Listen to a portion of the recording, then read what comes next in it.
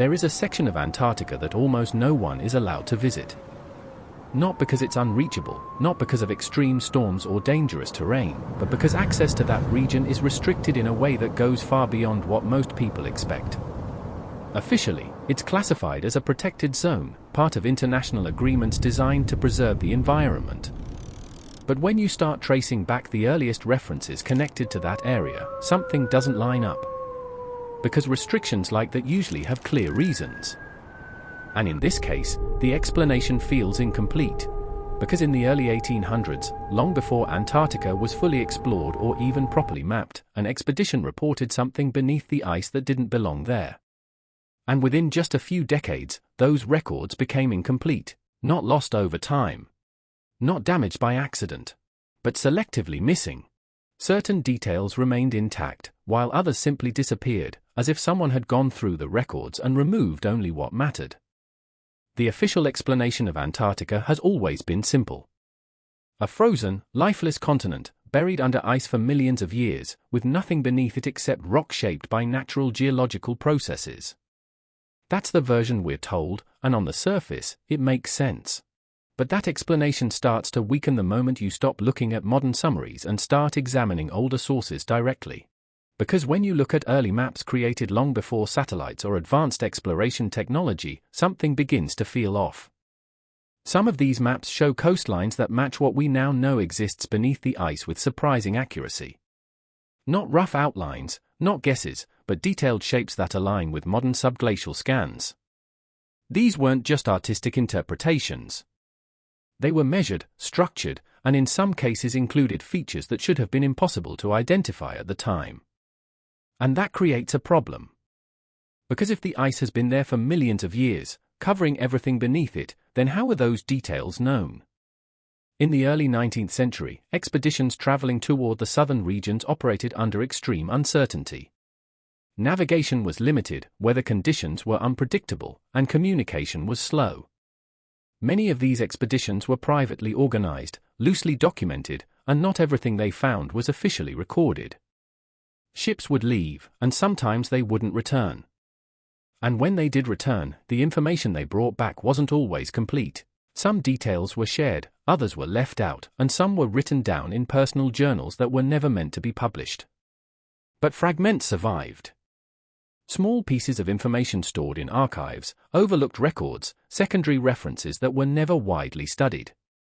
And when these fragments are compared, something starts to emerge. Not a clear narrative, but a repeating pattern.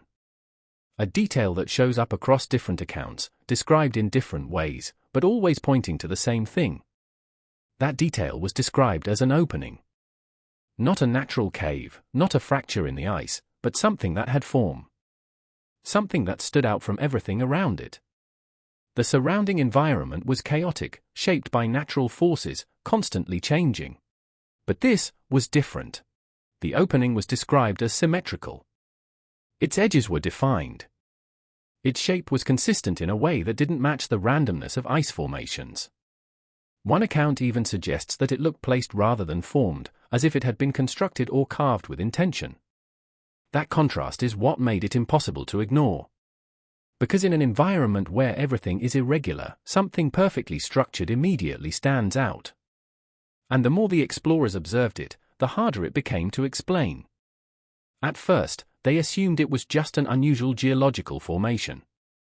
Something rare, but still within the boundaries of natural processes. But as they moved closer, the details became more difficult to dismiss. The ice around it followed expected patterns. The opening did not.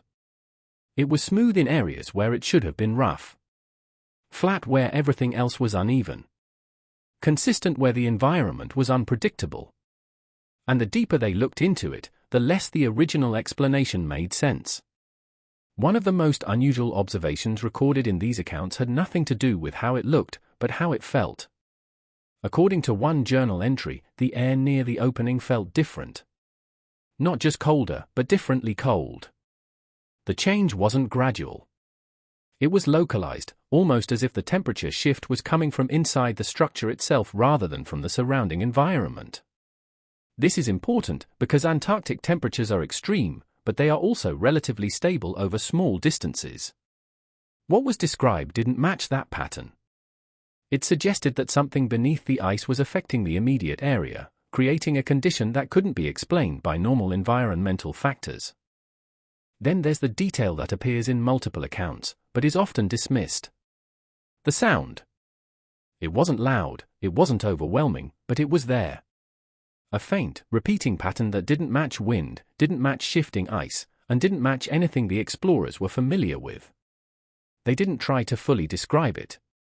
Possibly because they couldn't. But they all noted the same thing. It was consistent. Structured. Not random. And once they noticed it, it became impossible to ignore. One account suggests that after becoming aware of the sound, the group chose not to approach any closer. There's no explanation given for that decision. No detailed reasoning. Just a shift in behavior that suggests something made them stop. After that point, the tone of the records changes completely. The entries become shorter. Less detailed. Observations are replaced with vague descriptions. It's as if the explorers deliberately avoided writing down what they were seeing. Whether that was their own decision or something else is unclear.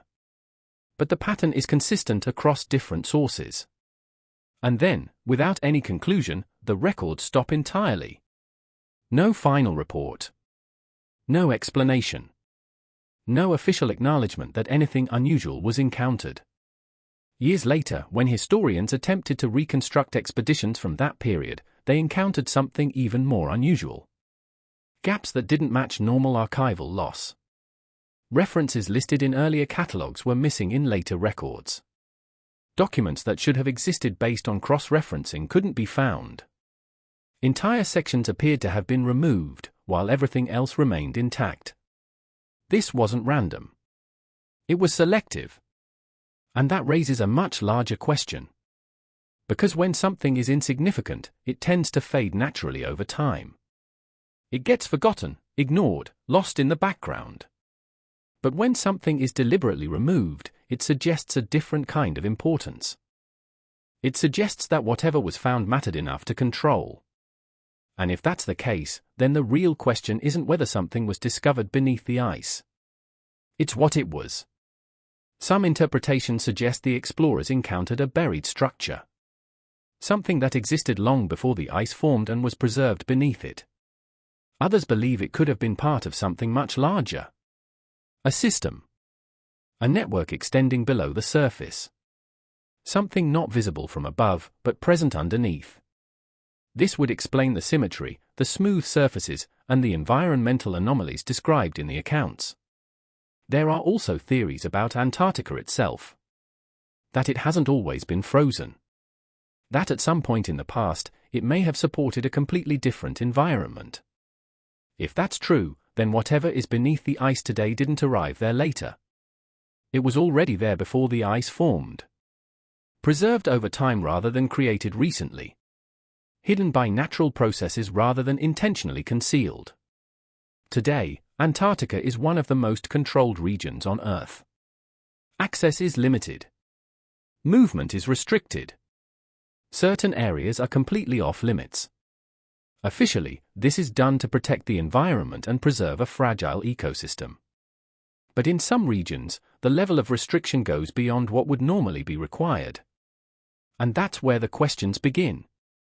Because if something unusual was discovered there in the past, limiting access would be the simplest way to manage it. No access means no verification. No verification means no confirmation. And over time, the absence of evidence becomes accepted as proof that nothing exists. The question isn't whether Antarctica holds secrets. Every unexplored place does. The question is whether those secrets were discovered earlier than we're told, and whether those discoveries were intentionally removed.